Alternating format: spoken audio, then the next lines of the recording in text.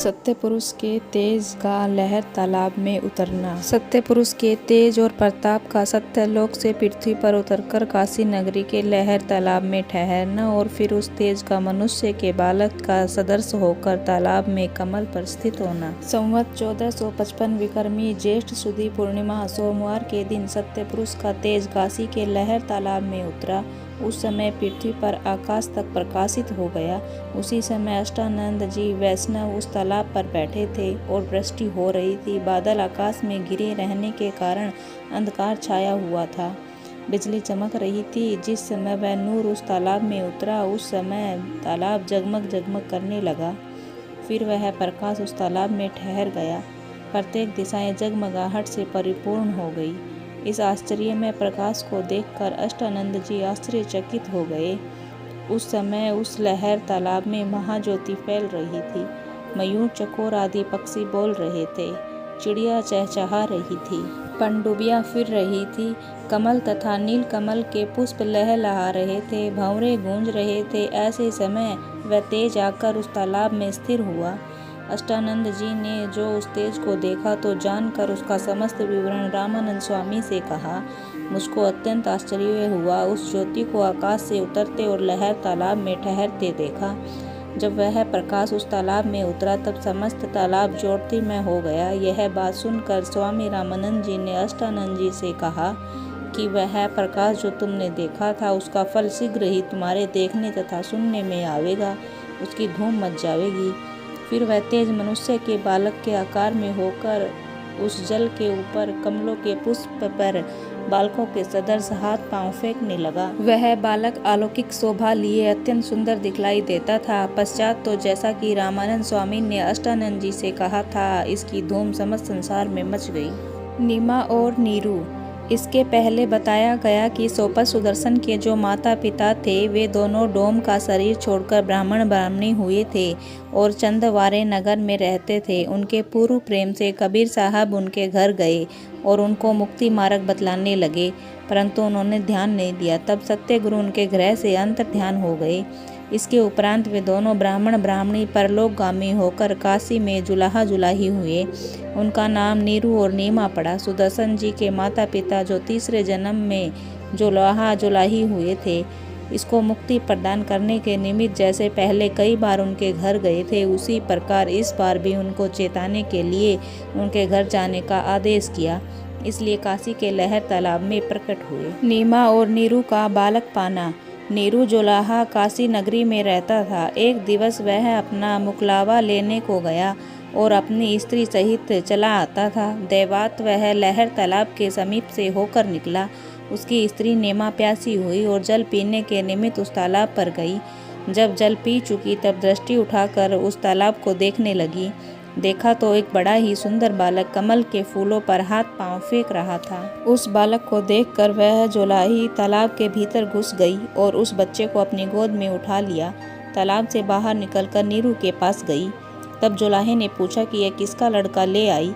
तब नीमा ने उत्तर दिया कि मैंने तालाब में पाया है। नीरू ने कहा, यह लड़का जहाँ से तू ले आई है वहाँ ही रखा, नहीं मालूम यह किसका लड़का है। तब उस स्त्री ने उत्तर दिया कि ऐसा सुंदर बालक मैं कदापि नहीं फेंकूंगी। नीरू ने कहा कि लोग मुझको हंसेंगे और ठट्ठा उड़ावेंगे कि गोने ही में नीरू अपनी स्त्री के साथ एक पुत्र भी ले आया है, इस कारण तो इस बालक को फेंका।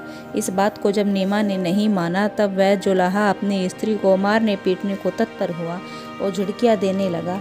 तब नीमा खड़ी अपने चित्त में चिंता करने लगी। इतने में वह बालक स्वयं बोल उठा कि हे नीमा, मैं तुम्हारे पूर्व जन्म के प्रेम के कारण तुम्हारे घर आया हूँ। तुम मुझको मत फेंको और अपने घर ले चलो। यदि तुम मुझको अपने गुरु करके मेरा कहना मानोगे तो मैं तुम्हारे आवागमन के झंझट से छुड़ाकर मुक्त करा दूंगा और तुम्हारा समस्त दुख संताप हर लूँगा।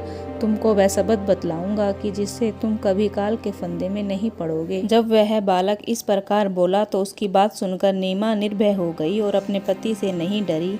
तब नीरू भी कुछ नहीं बोला। वे दोनों प्रसन्नतापूर्वक उस बालक को अपने घर ले आए। बालक के नाम रखने के लिए ब्राह्मण का आना। काशी के लोगों ने देखा कि नीरू तो अपनी स्त्री के साथ एक पुत्र भी लेता आया है, तो लोग ठट्ठा और हंसी करने लगे। तब नीरू ने लोगों को समझाया कि हमने यह बालक लहर तालाब में पाया है, और बालक का कुल विवरण कह सुनाया।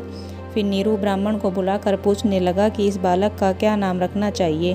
ब्राह्मण तो पतरा लिए विचार कर ही रहा था, इतने में बालक स्वयं बोल उठा कि ये ब्राह्मण, मेरा नाम कबीर है, दूसरा नाम रखने की चिंता मत करो। यह बात सुनकर सब लोग अत्यंत चकित हुए कि यह बालक तो स्वयं ही अपना नाम बतलाता है। ये कैसा बालक है? यह किसी सिद्ध का अवतार है अथवा स्वयं परमात्मा है या कोई देवता है? काशी में इस बात की चर्चा घर घर होने लगी कि नीरू के घर में एक बच्चा आया है, सो बातें करता है। काजी का नाम धरने आना और कबीर नाम का निश्चय होना। फिर नीरू ने काजी को बुलाया और पूछा कि इस बालक का क्या नाम रखना चाहिए। तब काजी कुरान और अन्य किताबें खोलकर बालक का नाम देखने लगा। तब कुरान के अनुसार उस बालक के 4 नाम निकले, कबीर, अकबर, किबरा, किबरिया। जब ये 4 नाम निकले तब काजी चुप हो अपने दांतों के नीचे उंगली दबाने लगे। बार बार यह कुरान खोल कर देखता तो समस्त कुरान में उसको उन्हीं नामों से भरा दिखलाई देता था। काजी के मन में अत्यंत संदेह उत्पन्न हुआ कि ये 4 नाम तो खुदा के हैं।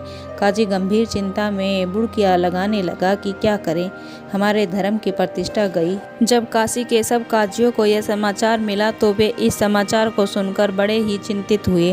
वे परस्पर कहने लगे कि अत्यंत आश्चर्य का विषय है, यह कैसा अद्भुत व्यापार है। समस्त कुरान में कबीर ही कबीर दिखाई देता है। अब कौन सा उपाय करना चाहिए कि ऐसे दरिद्री जुलाहे के पुत्र का इतना बड़ा नाम न रखा जावे। यह बात अच्छी नहीं है। फिर कुरान खोलकर देखते तो यही 4 नाम निकलते। इन 4 नामों के अतिरिक्त और कुछ नहीं निकलता। काजियों का नीरू को कबीर को कत्ल करने की सलाह देना। तब काशी के काजियों ने आपस में सम्मति करके नीरू से कहा कि ए नीरू, तू इस बालक को अपने घर के भीतर ले जाकर मार डाल, नहीं तो तू काफिर हो जाएगा। तब वह जुलाहा कबीर साहब को अपने घर के भीतर ले गया और मार डालने के लिए उनके गले पर छुरी मारना आरंभ किया। वह छुरी गले में एक ओर से दूसरी ओर पार निकल गई। न कोई जख्म हुआ, न रक्त की एक बूंद ही निकली, न गर्दन पर कोई चिन्ह हुआ। ऐसा जान पड़ा मानो हवा में छुरी चली। तब कबीर साहब बोले कि ए नीरू, मेरा कोई माता पिता नहीं है, न मैं जन्मता हूँ न मरता हूँ, न कोई मुझको मार सकता है, न मैं किसी को मारता हूँ, न मेरा शरीर है।